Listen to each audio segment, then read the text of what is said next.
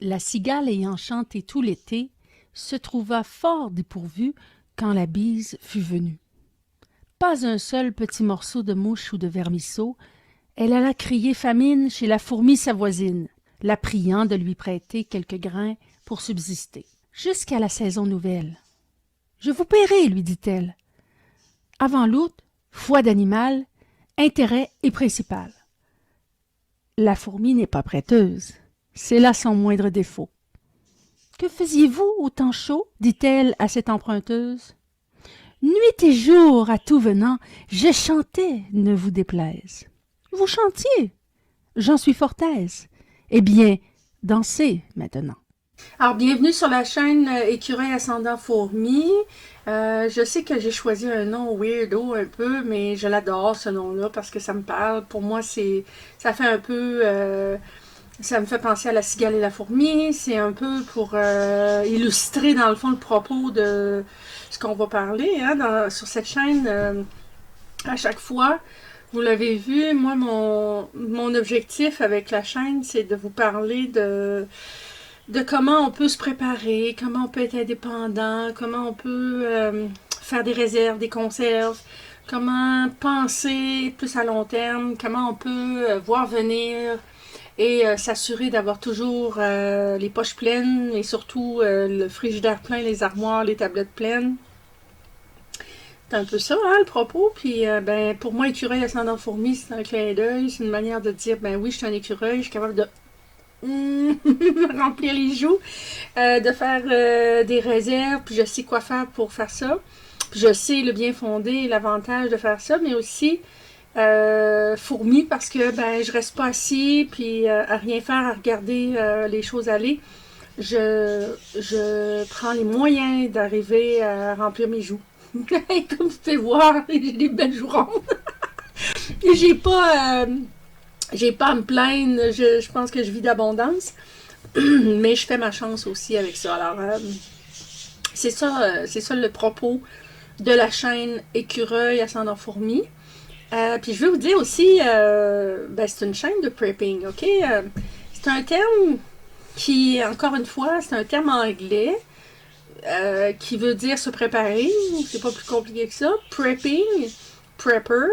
Alors, le prepping, c'est de se préparer, c'est d'avoir cette mentalité, je dirais même que c'est un mode de vie, de voir venir, puis d'aimer ça, de faire des réserves, puis de se préparer à toute éventualité. Puis, même principe, ben, un prepper ou une preppeuse, comme je l'ai traduit en québécois, c'est un drôle de terme, là. Ben, c'est quelqu'un qui fait ça, tout simplement. Alors, je vous apprends rien, probablement. On entend aussi parler assez souvent de survivalisme. C'est moins le propos de ma chaîne parce que le survivalisme, pour moi, puis je peux me tromper, vous me corrigerez, ben le prepping, je pense, fait partie du survivalisme. Je pense que je pourrais dire ça. Mais le survivalisme, ça va plus loin. C'est aussi l'approche où on va apprendre à survivre, par exemple, dans la forêt, survivre dans des conditions extrêmes, apprendre à se débrouiller, à manger, à chasser, puis à manger direct dans la forêt, des fois des choses cuites, mais parfois crues. C'est très large, le survivalisme. Pour moi, le prepping, l'approche que j'ai choisie, vous savez, hein, j'ai approché le prepping en disant, ben, on va parler de comment nos anciens, comment nos grands-parents, nos parents, comment ils faisaient pour justement voir à toute éventualité, puis comment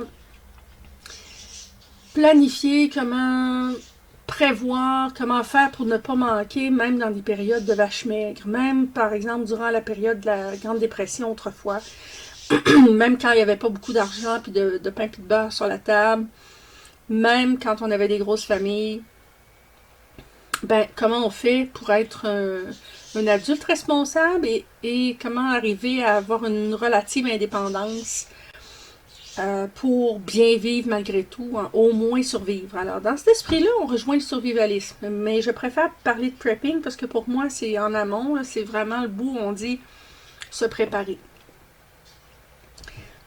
Je reviens encore une fois là-dessus. Donc, pourquoi j'ai créé cette chaîne-là?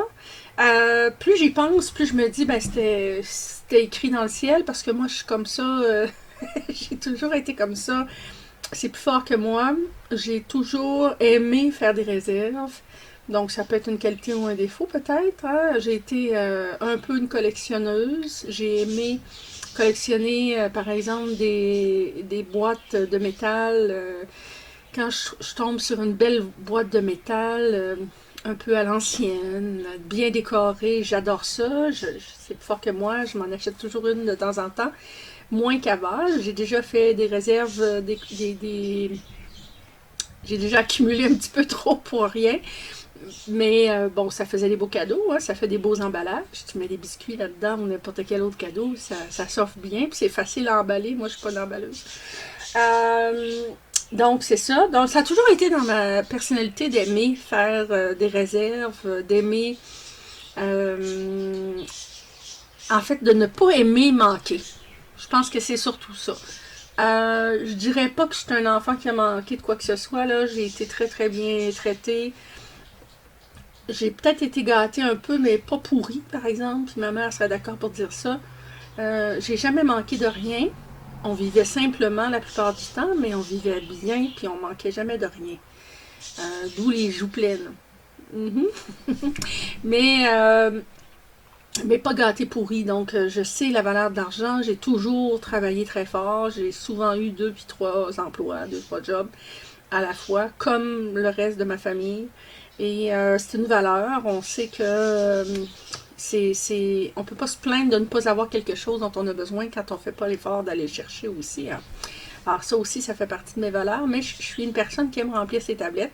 Puis quand je vois une réserve de quelque chose dont j'ai besoin, puis que je sais que j'aime manger, mettons, ou que j'aime utiliser, commence à manquer, c'est plus fort que moi, je vais aller en chercher d'autres. Parce que je veux pas me retrouver un bonjour face à une tablette vide, puis je sais pas, moi, des fois, on peut manquer un peu de sous, ou bien c'est pas le bon moment d'aller, ou les épiceries sont fermées ce jour-là, ou quoi que ce soit. J'aime avoir des réserves. OK, maintenant, pourquoi parler de prepping? Je sais pas si vous savez, moi, ça fait pas si longtemps que je sais ça. Je trouve que ça fait plein de sens, mais j'étais la première surprise d'apprendre que il existait des recommandations nationales et probablement provinciales à l'effet de recommander aux gens de se préparer à des situations d'urgence, à toute éventualité où on pourrait se retrouver à manquer de quelque chose. Alors ça, vous pouvez trouver ça en ligne, hein. Si vous tapez, par exemple, Québec ou Canada, plan d'urgence, quoi faire, ce genre de choses-là, ben, vous allez tomber là-dessus. Alors écoutez, en introduction, je vais vous parler de ce que j'ai découvert sur le site de Canada, du Canada, donc du gouvernement du Canada. Et effectivement, il y a une recommandation très, très claire à l'effet que tous les ménages, toutes les familles devraient, ou tous les individus, devraient avoir un plan et une certaine forme de réserve en cas d'urgence. Alors, ils partent de 3 points. Ils disent, ben, il faut connaître les risques possibles. Donc, ça pourrait aussi bien être, je sais pas moi, par exemple, vous vous souvenez, les inondations au Saguenay, la petite Maison Blanche qui était restée fièrement... je dis n'importe quoi. Je recommence. Alors, des situations d'urgence. Alors, des situations d'urgence, ça peut être, par exemple, la crise du verglas il y a plusieurs années, une grosse tempête de neige une grosse tempête de neige qui mobilise la circulation. Ça peut être n'importe quoi. Ça peut être une situation météorologique, des inondations. Ça peut être une tempête, une tornade, je ne sais pas.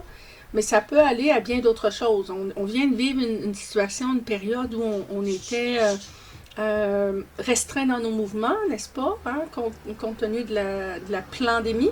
Et ben, c'était pas si évident que ça d'aller faire des emplettes, en tout cas pas à tout moment. On pouvait pas se déplacer aussi facilement qu'on aurait voulu. Alors, ne serait-ce que juste pour une situation comme ça, qui est très concrète, qu'on a vécue, il faut, selon nos différents paliers de gouvernement, avoir des plans d'urgence. Ben, moi, je partage leur avis, je suis assez d'accord. Mais là, c'est là qu'on voit que quand on parle de gens qui seraient des conspis plus loin, rap, plus loin sionistes, juste parce qu'on parle de ce genre de sujet-là, ben en fait, le gouvernement en parle lui-même, et le gouvernement lui-même prend des mesures pour se préparer à toute éventualité. Alors, donc, c'est là qu'on voit que ça fait plein de sens et que ce n'est pas seulement quelques couacs, quelques illuminés, mettons comme moi, qui tripent sur le fait d'avoir des réserves, de planifier, qui le disent. OK? Alors, pour des personnes qui n'ont jamais entendu parler de ça, du prepping, du fait de jouer à l'écureuil et à la fourmi, ben, je vais vous faire un petit résumé de ce que c'est, puis de qu'est-ce qui serait important de prévoir de votre côté.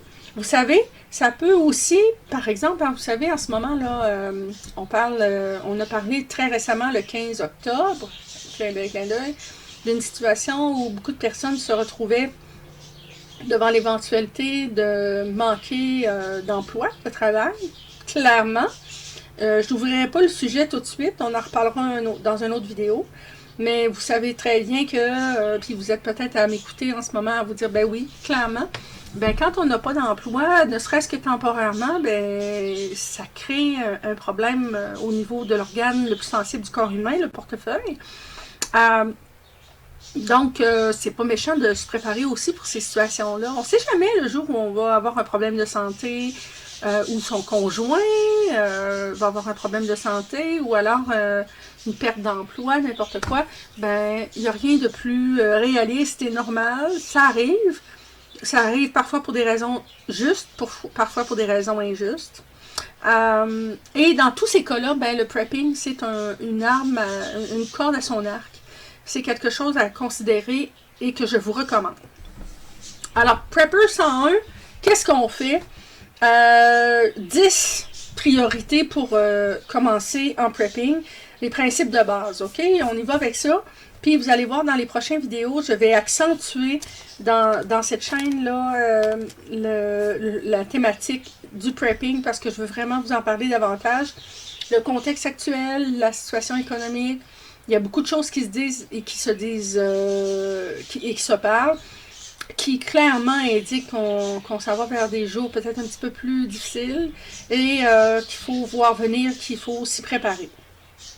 Alors, Prepper 101, les 10 priorités qui sont, selon moi, urgentes et que vous devez garder toujours derrière la tête pour prendre soin de vous et des autres, des vôtres, des gens que vous aimez et de vos familles. 1. Clairement, la nourriture. Alors, beaucoup de personnes vont parler d'abord de l'eau. Vont dire, ben c'est bien beau, on peut survivre sans nourriture un certain temps, mais on peut survivre sans eau seulement 2 jours. Vous auriez raison tout à fait de me dire ça. Ben, en deuxième priorité, c'est l'eau. Alors, moi, je reviens à la nourriture, puis je vais vous expliquer pourquoi j'ai mis la nourriture en premier. Alors, dans ce cas-ci, c'est que pour ma part, j'habite dans le nord du Canada, au Québec plus précisément, et on s'apprête à connaître, on est en automne et on s'apprête maintenant en octobre à connaître la période de neige qui va débuter.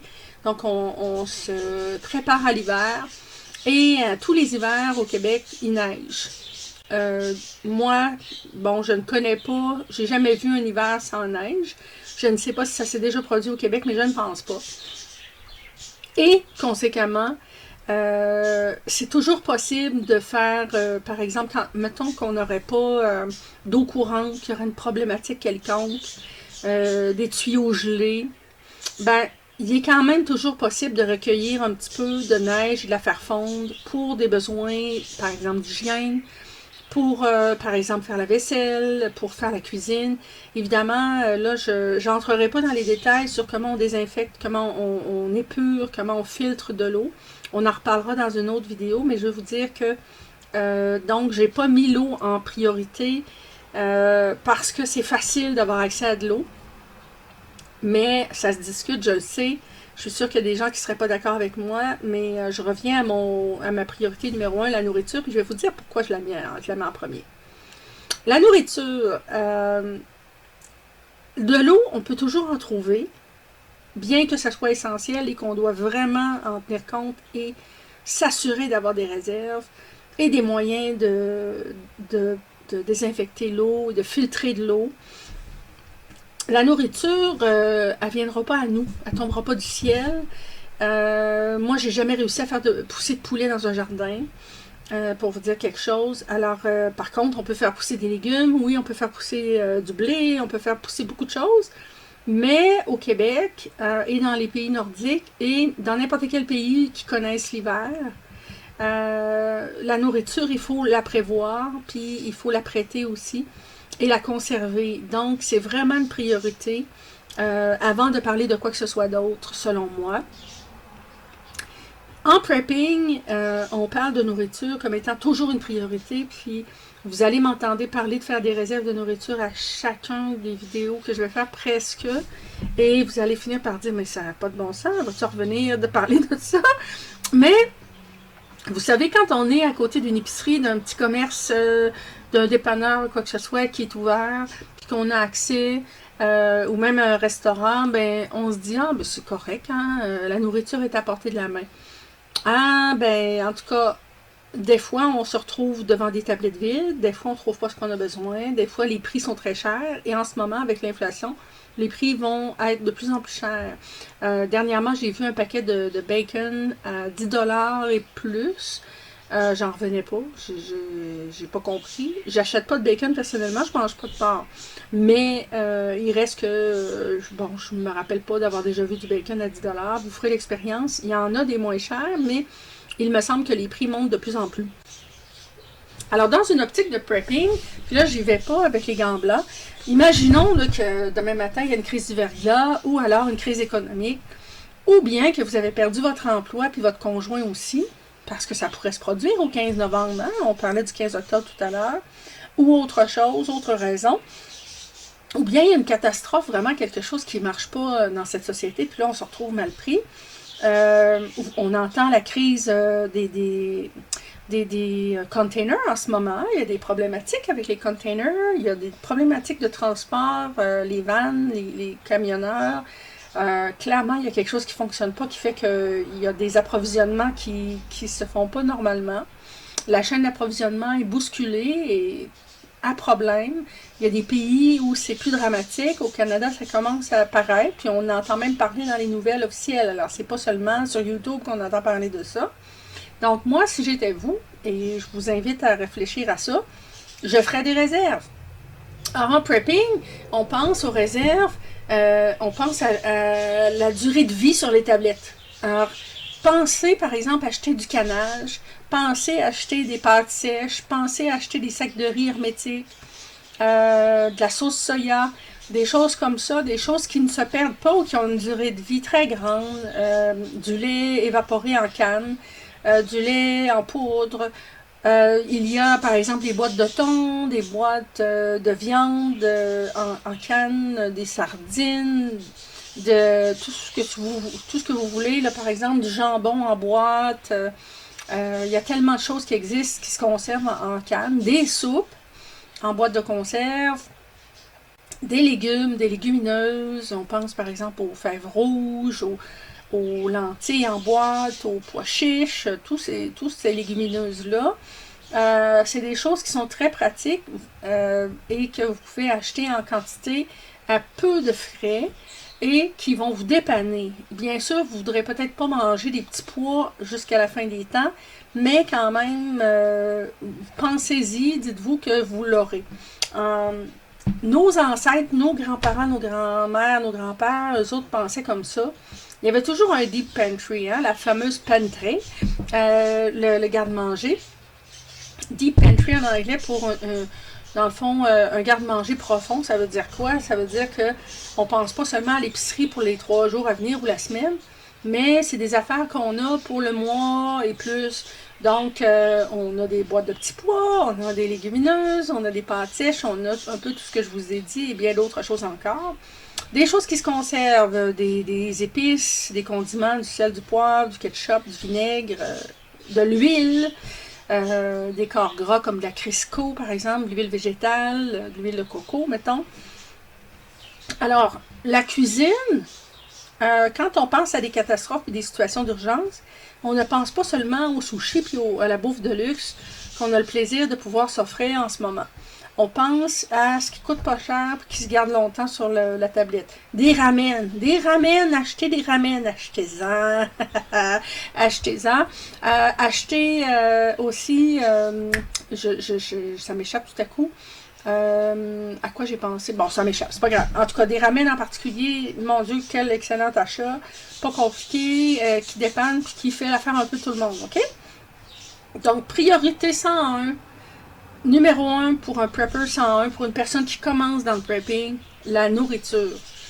Au pire, vous pouvez mettre ça au même point que l'eau, au même niveau. Deuxième priorité, l'eau. Les liquides, les breuvages, bien sûr, mais l'eau. OK, pensez eau. Pensez à l'eau pour votre breuvage, pour boire, pour vos besoins, pour vous abreuver, bien sûr. Pensez pas seulement à vous. Pensez à vous-même, à votre conjoint, à votre conjointe, à vos enfants, à vos animaux domestiques. OK? Très important. N'oubliez pas, hein, quand on adopte un animal domestique, c'est pour en prendre soin parce qu'il ne pourra pas, lui, aller faire son épicerie tout seul. Évidemment, point d'humour. De l'eau. Bon, je comprends les susceptibilités des gens qui sont très proches du soin de l'environnement. Vous avez raison. Mais quand on pense à une situation d'urgence, on pense à avoir de l'eau autrement que seulement de l'eau courante. OK? Alors moi, je vous recommande d'en avoir des caisses d'eau. Vous allez dire, ben ça a-tu de l'allure? Elle nous encourage à acheter du plastique, etc. Ben c'est pas pour tous les jours. Là. Je vous encourage pas à acheter des bouteilles d'eau pour les boire à chaque jour. C'est pas de ça dont on parle. Mais on peut se retrouver dans une situation d'urgence où l'eau est gelée, où l'eau est contaminée, où l'eau n'est pas disponible. Alors, c'est une des approches. Moi, je vous encourage à avoir plusieurs packs d'eau, autant que possible. Mais c'est à votre discrétion, je ne vous forcerai pas. Hein? Comment pourrais-je le faire? Mettre ma main à travers l'écran. Mais je vous encourage à vous garder des packs d'eau. Je pense à une amie récemment, écoutez, une jeune femme dans la jeune trentaine avec son conjoint et sa petite puce, son petit bébé de 2 ans, je pense, qui sont allés louer un chalet, qui sont arrivés au chalet et qui sont retrouvés, je pense, je ne sais plus c'est quoi les circonstances exactement, mais il n'y avait pas d'eau courante, peu importe la raison. Et ils étaient quand même dans un endroit remote un peu, là. Ils étaient éloignés de la ville. Et ils n'étaient pas en mesure là, d'aller au dépanneur vite fait. C'était à la campagne, puis il n'y avait pas d'eau courante. Et ils se sont dit, mon Dieu, heureusement, il y avait des lingettes, il y avait sans doute du vin, de la bière, des trucs comme ça. Des jus, des choses comme ça, mais ils n'avaient pas d'eau. Et quand ils ont vécu la situation, ils se sont dit, ben voyons, toi, imagine si on n'avait rien eu à boire, puis qu'on avait compté sur l'eau courante, on aurait eu l'air de quoi? Bon, il aurait été obligé de reprendre la voiture puis de repartir. Bon, c'est... OK, vous allez me dire, c'est pas la fin du monde, c'est pas l'apocalypse, mais c'est une grosse contrainte. Alors, dites-vous bien que peu importe les circonstances, vous pouvez toujours avoir des beaux principes et vous dire que c'est pas bon pour l'environnement d'utiliser des bouteilles d'eau. Là, je le comprends tout à fait. Mais dites-vous que dans des situations d'urgence, et surtout quand on pense aux animaux domestiques, aux enfants, à l'hygiène, au fait de faire la vaisselle, mais des fois d'avoir une couple de petites bouteilles d'eau ou bien de grandes bouteilles d'eau en backup, là, ça peut vraiment vous dépanner. Puis, des fois, il faut faire preuve de bon sens dans ces circonstances-là. Évidemment, il faut aussi penser, par exemple, à des collecteurs d'eau. Vous savez, les grands bidons qu'on peut mettre dans la cour. Des fois que nos municipalités nous offrent d'acheter à des prix raisonnables, peu importe, il y a plusieurs façons de s'équiper de ça, qu'on peut raccorder à des gouttières, à des chutes d'eau, comment on appelle ça déjà? En tout cas, justement, qui nous permettent de recueillir l'eau de pluie. On peut penser, bien sûr, à des filtreurs comme les contenants, les bouteilles avec verseur Brita. On peut acheter, vous savez, il existe une marque qui s'appelle Berkey. Les preppers connaissent ça, le Berkey filtreur, qui est je dirais un appareil, ou plutôt, c'est comme deux gros contenants qui ressemblent un peu à des chaudrons qui s'empilent et qui comportent un système de filtrage et qui est excellent pour s'assurer de toujours garder une eau potable. C'est un des outils que la plupart des preppers achètent pour s'équiper en vue de ce genre d'éventualité. Et peu importe la circonstance et peu importe ce que vous en pensez, moi je vous enjoins, je vous encourage à faire des réserves d'eau et de breuvages qui se conservent assez rapidement. Dites-vous aussi que pour faire cuire vos pois chiches en sac, si jamais vous ne les avez pas achetés en conserve, ben vous allez avoir besoin d'eau aussi. Habituellement, on dit que pour que la façon de calculer le besoin d'eau, là, pour être tout à fait franche avec vous, c'est 1 gallon d'eau par jour par personne minimum, jusqu'à 5 gallons d'eau par jour par personne, par individu. Donc, ça pourrait être aussi pour votre chien. Évidemment, ça se peut que j'exagère un peu quand je vais jusqu'à 5, mais ça dépend. Justement, si vous avez des choses à faire tremper, à faire cuire, du lavage à faire, alors selon vos circonstances, selon si vous avez accès à un cours d'eau proche de chez vous, selon que vous avez de la neige, puis que vous pouvez avoir accès à cette neige pour faire de l'eau, de la neige fondue, puis faire de l'eau, je vais le dire, ben écoutez, dites-vous que c'est à considérer, à réfléchir. OK, on a passé les 2 plus gros morceaux. Maintenant, je vais enchaîner un petit peu plus rapidement. Alors, troisième élément que je considère essentiel, le chauffage. Alors, peu importe où vous habitez dans le monde, à moins que ce soit dans un endroit très, très, très, très chaud, vous aurez besoin de penser aux variations de température, donc au chauffage. Équipez-vous d'un système d'appoint de chauffage. Assurez-vous que votre système régulier de chauffage qui marche avec, par exemple, l'électricité est en bon état de marche. Mais dites-vous bien que vous pourrez, que ce soit pour une tornade, que ce soit pour une tempête de neige, que ce soit pour n'importe quelle raison, vous pourriez vous retrouver avec une panne de courant et ne pas pouvoir compter sur ces équipements-là. Il existe aussi des chaufferettes, toutes sortes de systèmes qui fonctionnent avec l'électricité. Alors, c'est bien le fun, c'est des beaux systèmes d'appoint, mais qui ne fonctionneront pas avec l'électricité.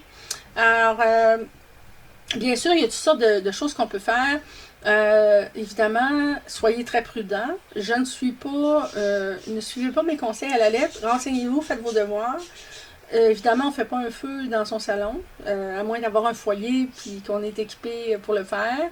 Les gens qui ont une résidence, un domicile, moi je vis en appartement, mais si vous avez une maison, je vous encourage tellement à avoir un vrai foyer, non pas un foyer virtuel, là, avec des flammes au gaz.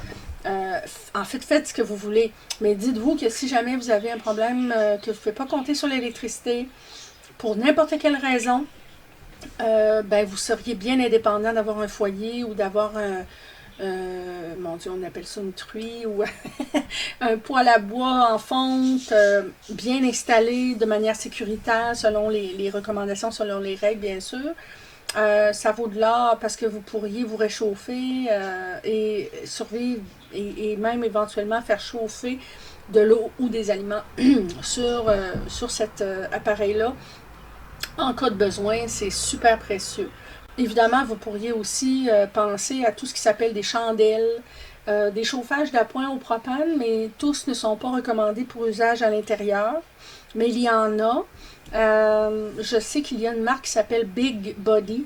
Vous regarderez sur Amazon ou en ligne, sur Internet, voir quels sont les systèmes qui existent, mais il existe des chaufferettes particulières qui sont faites pour usage à l'intérieur et à l'extérieur et sur lesquels vous pouvez mettre vous savez, les petites bonbonnes de propane, là, et vous dépanner en cas d'urgence, en cas de besoin. Alors, c'est à considérer. Mais les chandelles, évidemment, en étant prudent, les gardant d'une manière sécuritaire, ne pas les laisser sans surveillance, surtout autour d'enfants et d'animaux domestiques. Mais une chandelle, ça peut générer beaucoup de chaleur et en plus de l'électricité, de la lumière.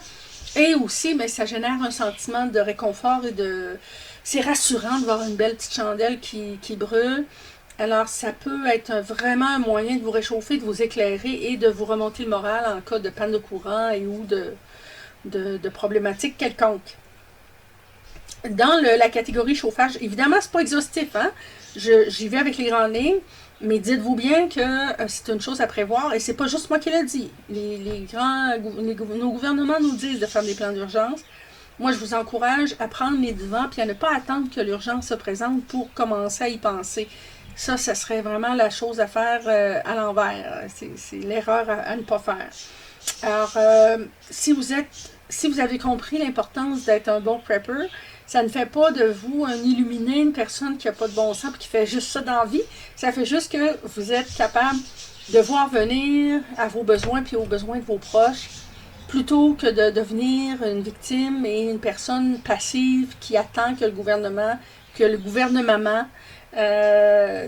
vous prenne en charge. Bien sûr, je sais que si vous écoutez cette chaîne, c'est parce que vous avez commencé à y réfléchir, c'est tout à votre honneur.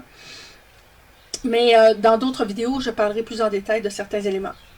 Alors, toujours, bon, on est passé de 3 au chauffage à 4, un peu dans la même catégorie, tout ce qui s'appelle des vêtements chauds.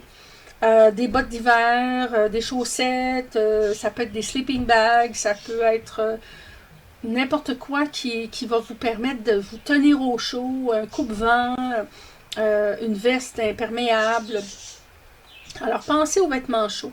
Encore une fois, je reviens sur le fait que je m'adresse bien sûr en particulier à cet égard-là aux personnes qui vivent dans des régions tempérées où il y a un hiver, où il y a une saison froide. Mais ce n'est pas utile seulement pour les gens qui vivent dans une région qui peut être froide et connaître un hiver, parce que, vous savez, il y a des régions, par exemple, comme la Tunisie, qui est dans le nord de l'Afrique, où il y a de la neige, et à peu près chaque année, dans le nord de la Tunisie. Alors, on ne soupçonne pas ça. Moi, je l'ai appris récemment parce que mon conjoint est tunisien. Je ne me serais jamais douté qu'en Afrique, il neigeait de temps en temps. Et pas seulement ça, c'est qu'il y a une saison d'hiver qui est fraîche et qui est humide. Et les maisons ne sont pas isolées de la même façon qu'ici. C'est pas dans les mœurs d'isoler de la même façon, mais les gens ont un foyer à l'intérieur de la maison, ils ont des chaufferettes au propane, ils ont différents systèmes justement pour se tenir au chaud. Et bien sûr, ils adaptent leur habitude vestimentaire. Ils vont porter des vêtements plus chauds durant les saisons plus fraîches ou plus humides.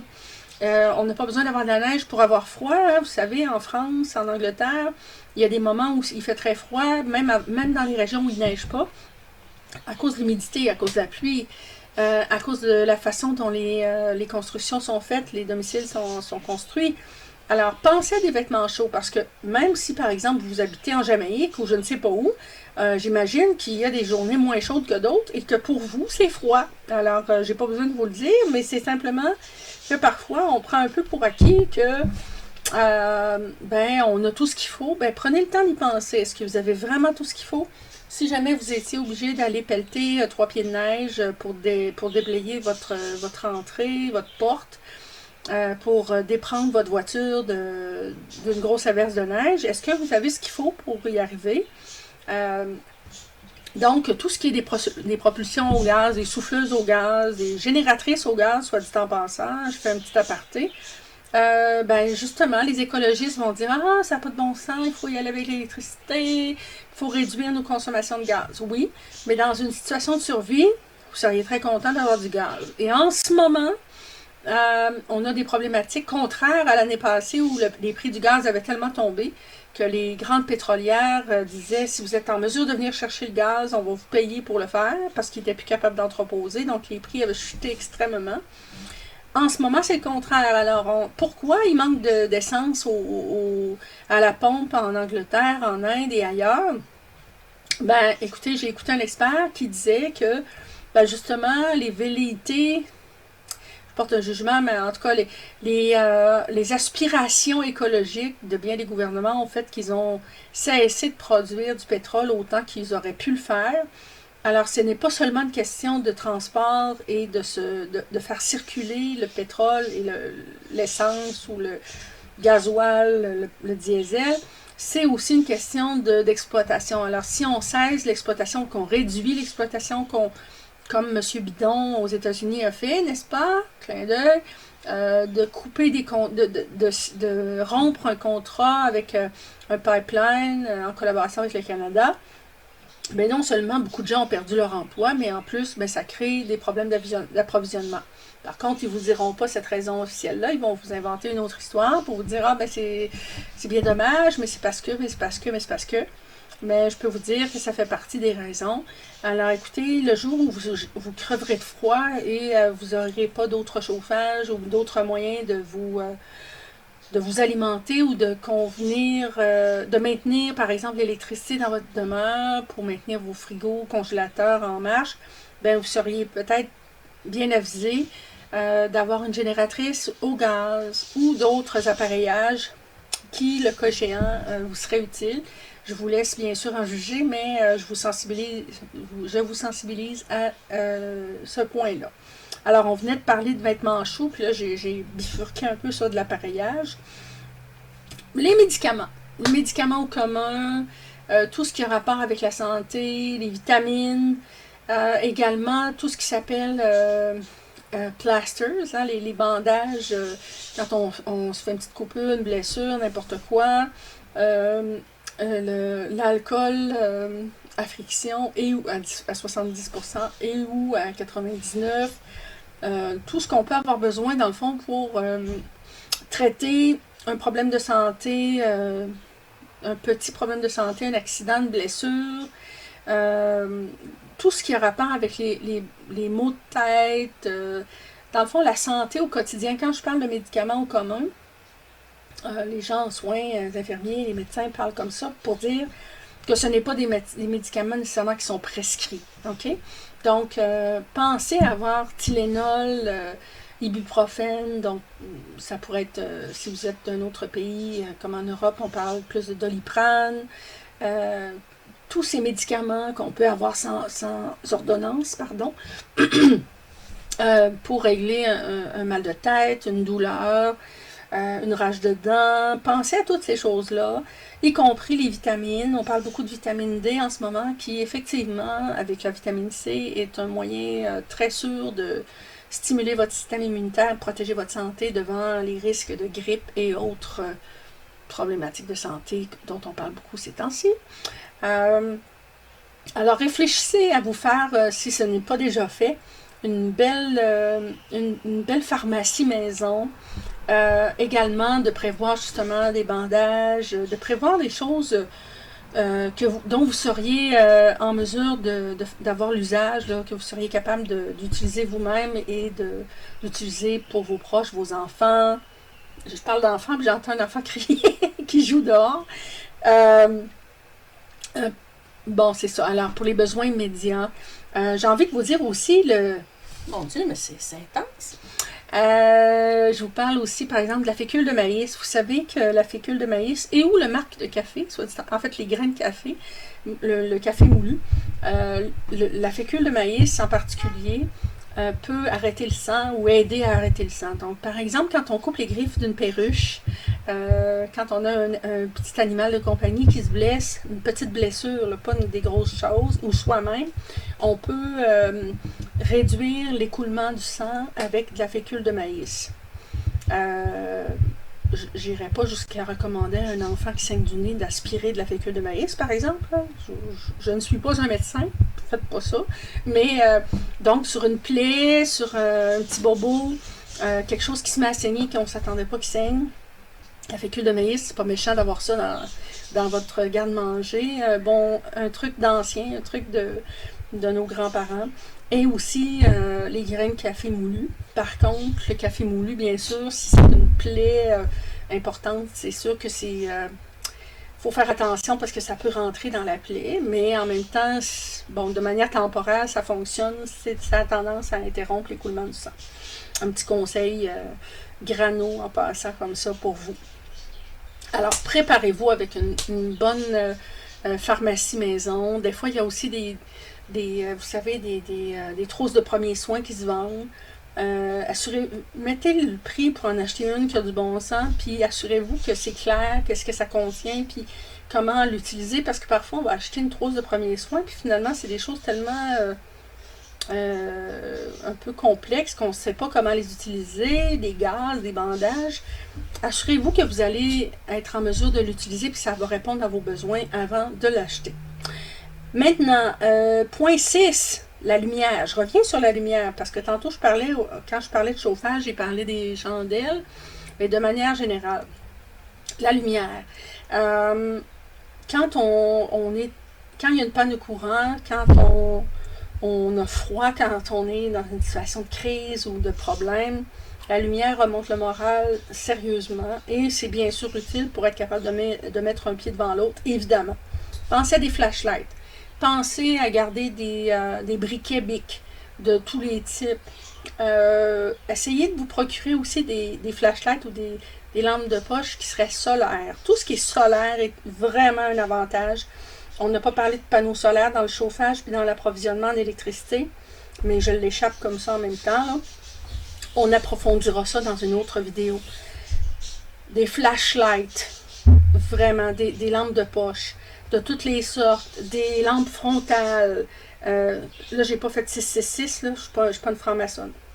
Des lampes frontales, vous savez, ça vient avec un bandeau, là. Ça, c'est très pratique aussi. Essayez de penser à prévoir à la lumière. Est-ce que vous avez le moyen de vous éclairer? Est-ce que vous avez placé vos lampes de poche, vos lampes torches dans des endroits stratégiques que vous allez être capable de trouver facilement si jamais le courant coupe, si jamais la lumière tombe et qu'il fait nuit?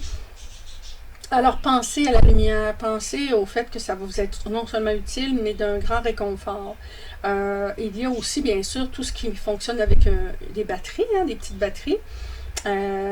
Donc justement des lampes de poche à batterie, des lanternes, vous pourriez penser aussi à des lanternes au gaz, évidemment à utiliser avec prudence, mais vous auriez l'avantage d'avoir à la fois de la chaleur, à bien y penser, du chauffage et de la lumière avec ça. Donc explorez vos possibilités, vos besoins, puis si vous achetez des choses qui fonctionnent avec des batteries, de grâce, faites-en une très très large, très très vaste réserve. On arrive au point 7, les produits d'hygiène. Alors, les produits d'hygiène, ça va de soi. On a tous des savons, des shampoings, toutes sortes de produits, des serviettes, des barbouillettes, des lingettes, tout ce qu'on peut imaginer pour prendre soin de son hygiène. Tout à l'heure, on parlait d'eau pour les besoins, pour s'abreuver, parce qu'on a besoin d'eau. On ne peut pas vivre sans eau, les humains, les animaux non plus, bien entendu. Alors, sachant ça, comment on fait pour faire son hygiène si on n'a pas d'eau? Pensez encore plus à l'eau.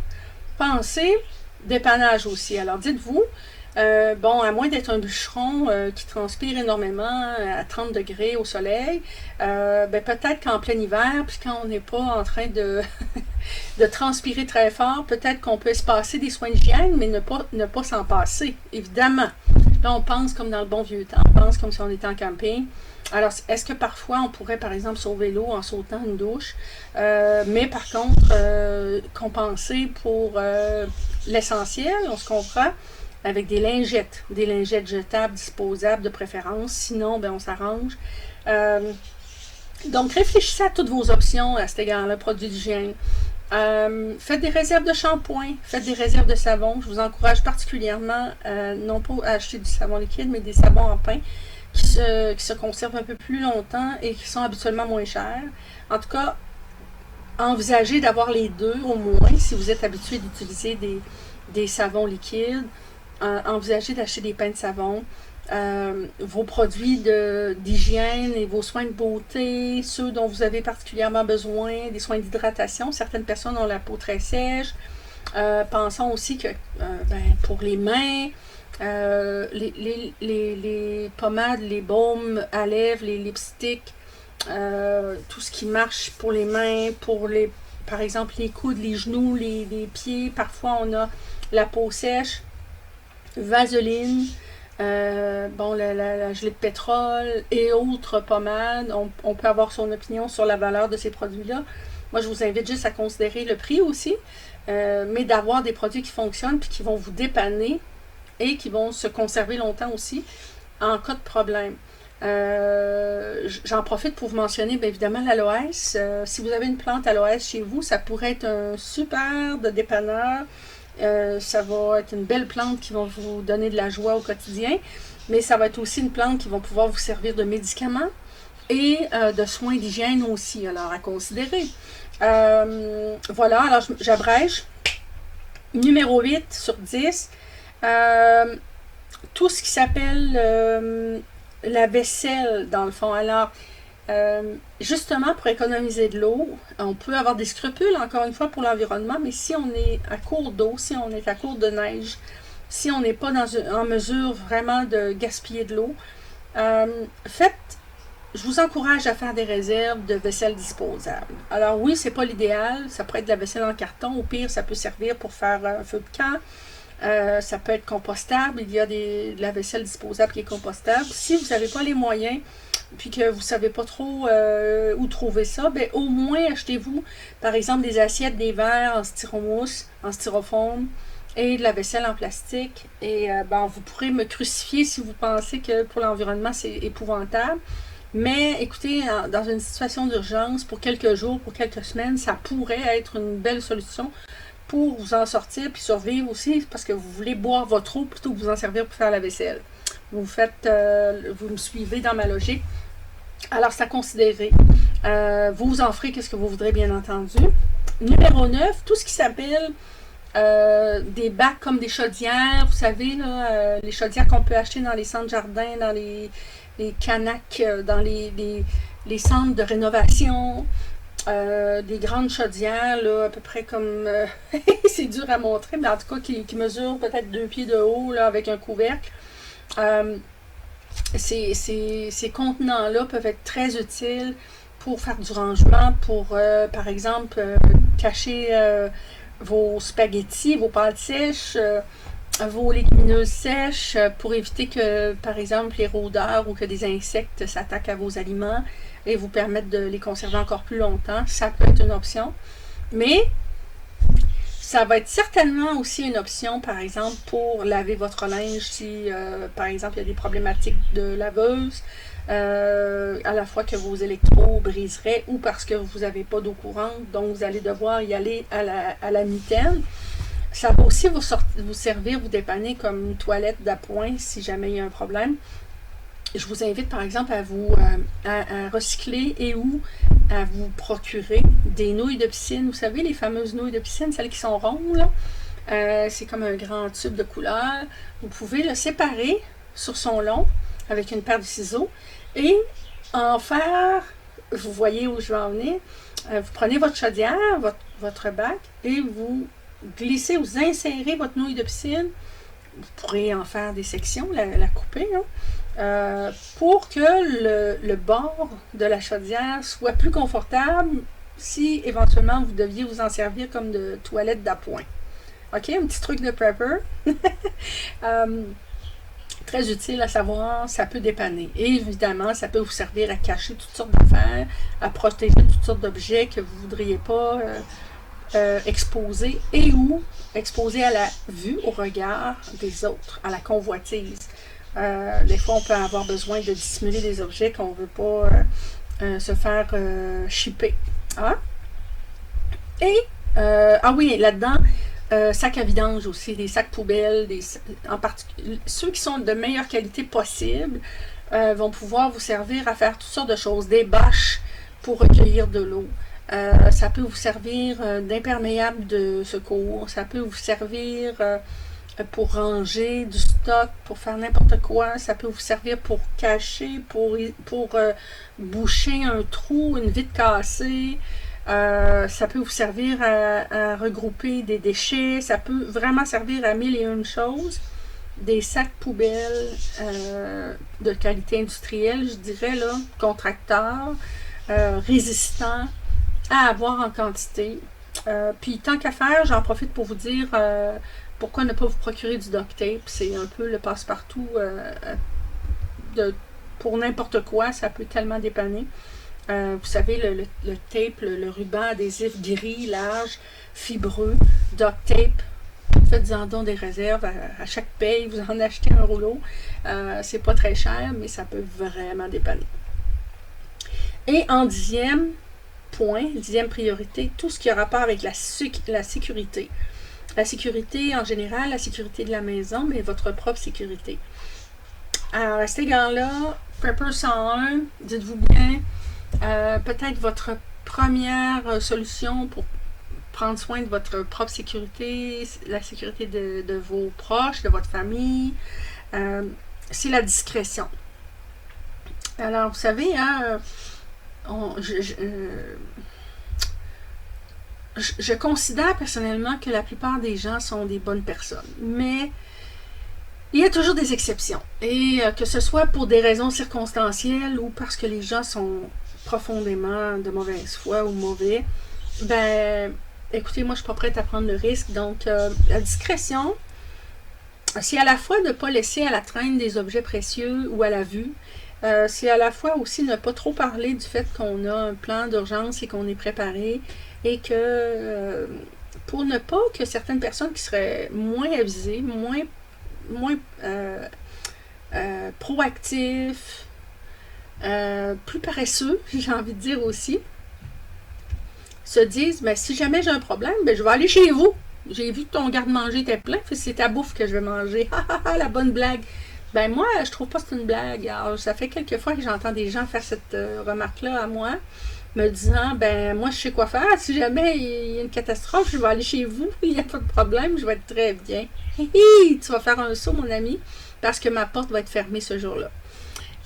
Et c'est peut-être une des premières et principales raisons pour laquelle j'ai fait cette chaîne et que je fais ce vidéo aujourd'hui. C'est justement pour ça, pour vous dire à tous, prenez votre propre responsabilité de vous préparer plutôt que vous transformer en zombie le jour où il y aura une catastrophe s'il y a lieu. Peu importe la catastrophe, une panne de courant, une tornade, une crise du verglas numéro 2, une guerre, bon, toutes sortes de choses peuvent se produire dans la vie, hein. Alors écoutez, moi je ne serais pas très contente d'apprendre que je dois compter sur les autres pour prendre soin de moi. Bien sûr que l'entraide ça existe, bien sûr que la collaboration ça existe, mais je pense que il faut, moi je dis toujours aide-toi et le ciel t'aidera. Ben c'est ça. Alors il faut faire soi-même tout ce qu'on peut quand on est capable et ne pas systématiquement compter sur le garnement, hein, sur le gouvernement, ni sur ses voisins ou ses proches pour prendre soin de nous, pour nous ramasser. Il faut penser soi-même à soi et prendre acte et être responsable. Alors, c'est peut-être le message central de cette vidéo. Alors, je sais que j'ai affaire à des gens sérieux et intéressés à vivre une bonne vie. Alors, moi, je vous encourage à la fois à prendre conscience que, ben, oui, c'est vrai qu'aujourd'hui, on est peut-être très bien puis on manque de rien, mais peut-être que demain ou après-demain, on manquera de quelque chose. Alors, il faut voir venir puis être responsable dans cette approche, dans cette vision de se préparer au cas. Hein, on dit, j'ai un ami qui fait partie de l'armée qui me disait, comment on dit déjà? Je suis sûre que vous l'avez en tête, moi, je cherche mes mots. Espérer le meilleur et se préparer pour le pire. Hein? Donc, wish for the best, prepare for the worst. Je ne suis pas sûre que je l'ai dit dans le bon sens, mais donc, vaut mieux avoir tout ce qu'on peut avoir besoin éventuellement et ne pas avoir besoin de s'en servir dans une situation d'urgence que l'inverse. Alors, quand même que moi, j'aurais 100 cannes de conserve, de soupe, par exemple, dans une armoire, ben vous allez dire, oh mon Dieu, mais s'il n'y a pas d'urgence, quel gaspillage? Ben non, je vais éventuellement la manger, je ne la laisserai pas se perdre, je vais la manger de temps en temps, puis je ne vais jamais la perdre. Alors, si jamais il ne se passe jamais rien de grave, bravo, on est content, super, mais, ben, si jamais je perds un emploi, si jamais je suis cassée une semaine, un mois, si jamais j'ai un problème quelconque, si jamais il se passe un événement plate, climatique, une crise économique, n'importe quoi, que ce soit à petite ou grande échelle, ben au moins j'ai mon assurance vie. Pas seulement pour moi, il ne faut pas seulement penser pour soi, il faut penser pour ses proches. Alors, vous voyez, quand par exemple on a la responsabilité d'enfants, d'une famille, de personnes âgées, de ses propres parents, par exemple, de personnes qui peuvent compter sur nous ou de nos animaux domestiques, ben, nous, on aime peut-être vivre à la petite journée, puis aller faire son épicerie à tous les 3 jours, ou même à tous les jours. Mais si on est mal pris, s'il y a un problème, ben, nos enfants, ils vont la trouver moins drôle. Ils ne pourront pas aller, eux autres, nous dépanner puis aller à l'épicerie. Alors, je vous invite à cette réflexion-là. Il ne s'agit pas d'avoir peur, il ne s'agit pas de paniquer, c'est pas ça du tout. Hein? D'ailleurs, soit dit en passant, vous aurez remarqué que j'ai pas parlé de papier de toilette dans ma liste. Je vous encouragerais pas à en faire des réserves en tonnes incroyables. Bien sûr que les papiers hygiéniques sont très utiles, que ce soit pour les femmes aussi, tout ce qui s'appelle protection et tout ça. Oui, mais ce n'est pas la principale chose. Hein? Vous aurez compris, je pense. Donc oui, ça fait partie, mais vous avez bien plus besoin de nourriture et d'eau et de chauffage que de papier de toilette, parce qu'au pire, on peut toujours se dépanner avec un peu d'eau, bien sûr. Hein, ou de lingette, mais bien sûr, ça en prend aussi, on l'a dit, il ne faut pas gaspiller l'eau pour rien. Alors, blague à part, moi, je vous sensibilise vraiment au fait de commencer à penser à votre propre sécurité en vue, éventuellement, d'une catastrophe, quelle qu'elle soit, petite ou grande, et à prendre acte, à prendre la responsabilité de vous occuper de ça, plutôt que d'attendre que quelqu'un vous prenne en charge. Et si on faisait tous un petit bout à cet égard-là, ben, on serait tous en sécurité, on pourrait tous s'entraider. Tandis que si trop peu de gens le font, ben, à un moment donné, on va être quelques preppers pris pour s'occuper de tous ces gens qui n'ont pas vu à leur propre responsabilité quand c'était le temps. Et il va en avoir moins pour tous. Et ça sera pas le fun. Donc, de temps en temps, il va falloir dire non. Voilà. D'ailleurs, c'est pas pour rien que le gouvernement nous enjoint, nous encourage à faire nous-mêmes nos plans d'urgence, à connaître les risques, à faire un plan d'urgence et à avoir une trousse de 72 heures. Hein? Un moyen de survivre pendant 3 jours, ben c'est le strict minimum, hein, 72 heures, parce que très souvent, ça peut durer bien plus longtemps que ça. On l'a vu avec notre premier ministre qui nous a dit on va faire un effort de 28 jours, puis le 28 jours, c'est prolongé pas mal. Alors, rien qu'en pensant à ça, on devrait comprendre qu'il faut être plus prévoyant que ça pour être un bon prepper, comme nos grands-parents étaient. Et ils n'en parlaient même pas, ça allait de soi, ça faisait partie de la vie, c'était juste normal. OK? Quand il y avait des années de meilleure récolte, des périodes de vaches grasses, ben, il y avait la sagesse de ne pas tout flamber, puis d'en conserver au cas pour les jours plus difficiles, pour les périodes où on allait manquer, où on allait savoir, par exemple, durant l'hiver, qu'on allait en avoir moins. Alors, ce gros bon sens-là, moi, je vous invite à le considérer. C'est ça, être un prepper. C'est ça, faire du prepping, tout simplement. Alors, j'espère que vous avez apprécié cette longue vidéo de Prepping 101, mais c'est comme le résumé de tout ce qu'il y a à savoir en prepping. Et, ben écoutez, commencez par là, commencez par y penser, commencez par y réfléchir. Et ensuite, ben, vous allez voir dans nos différentes vidéos qui vont suivre, là, vous allez, j'en ai déjà quelques-unes que j'ai faites, mais là, j'accentue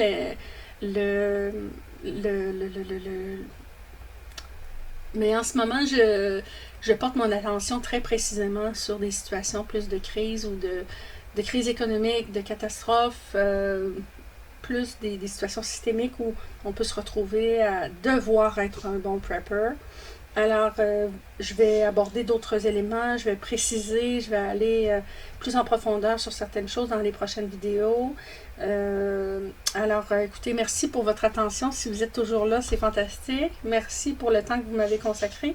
Et je vous souhaite de choisir d'être un bon prepper pour à la fois, comme on le dit toujours dans les avions, il faut d'abord prendre soin de soi, mettre son masque soi-même avant de penser à mettre le masque sur un enfant ou sur son partenaire ou quoi que ce soit. Pourquoi? Parce que si on ne s'aide pas soi-même, on va avoir bien du mal à aider quelqu'un d'autre. C'est le même principe en prepping. Alors, je vous invite à réfléchir à tout ça et peut-être à faire vos premiers essais, à commencer à faire un premier plan, tout simplement à commencer à... ne serait-ce que, bon, mettons... votre prochaine paye, vous dites, ben tiens, au lieu de seulement juste acheter telle chose, ben, je vais acheter une boîte, 2 boîtes, 6 boîtes de conserve d'une certaine chose que j'aime manger de toute façon, que ce soit de la sauce, que ce soit des macaronis ou je ne sais quoi. Puis vous dites, ben je l'ai. Alors on ne sait pas, si j'étais mal pris, ben j'aurais au moins ça, des choses qui ne se perdent pas, qui ne sont pas juste de la nourriture de frigo. Et je pourrais me dépanner ou dépanner quelqu'un. Pensez aussi à vos animaux domestiques. Donc je vous invite et je vous encourage à commencer. Amusez-vous avec ça, prenez soin de vous et on se reparle dans une prochaine vidéo. Ciao!